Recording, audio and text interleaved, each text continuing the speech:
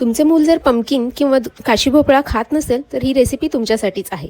ही recipe तुम्ही एकदा बनवली तर तुम्हाला नेहमी नेहमी बनवावी लागेल। माझ्या पंपकिन पास्ताच्या रेसिपीवर मला खूप सारे डीएम्स आले होते की त्यांना पंपकिनपासून अशी एक रेसिपी हवी आहे जी मुलांनी आवडीने खाल्ली पाहिजे। तर आज मी बनवला आहे पंपकिन डोसा। इथे मी 1 कप तांदूळ घेतले आहेत, त्याला स्वच्छ धुवून आपल्याला 1 तासासाठी भिजत ठेवायचे आहेत आणि ज्या कपाने 1 कप तांदूळ मोजले त्याच कपाने मी 1 कप पंपकिन सुद्धा कट करून घेतले आहेत। तर इथे 1 तास झालेला आहे, बघू शकता तांदूळ आपले छान भिजलेले आहेत। यातले पाणी आपल्याला टाकून द्यायचे आहे आणि मिक्सरच्या भांड्यामध्ये आपल्याला याचे बारीक वाटण करून घ्यायचे आहे। इथे मी ओल्या नारळाची चटणी बनवून घेतलेली आणि त्यामुळेच मिक्सरचे भांडे थोडेसे खराब आहे। त्याच्यामध्ये आपल्याला तांदूळ, आपले पंपकिन, 1 चमचा जिरे आणि चवीप्रमाणे मीठ ॲड करून थोडेसे पाणी टाकून याची फाईन अशी पेस्ट बनवून घ्यायची आहे। पेस्ट बनवून झाली की त्याच्यामध्ये 2 चमचा रवा ॲड करून याला 10 ते 15 मिनिटं आपल्याला रेस्ट करायला ठेवायचं आहे। डोशांचा तवा आपल्याला कडकडीत तसा गरम करून घ्यायचा आहे आणि बघा कन्सिस्टन्सी एवढी पातळ आपल्याला ठेवायची, एकदम रनिंग कन्सिस्टन्सीचं बॅटर करायचं आहे आणि याचे छान असे डोसे पसरवून घ्यायचे आहेत। याला तूप लावून दोन्ही साईडने छान भाजून घ्या आणि तुम्हाला जर अजून डोसा क्रिस्पी बनवायचा असेल ना तर तुम्ही याच्यामध्ये 2 चमचे तांदळाचं पीठ देखील ॲड करू शकता जेव्हा आपण रवा ॲड केला त्यावेळेस,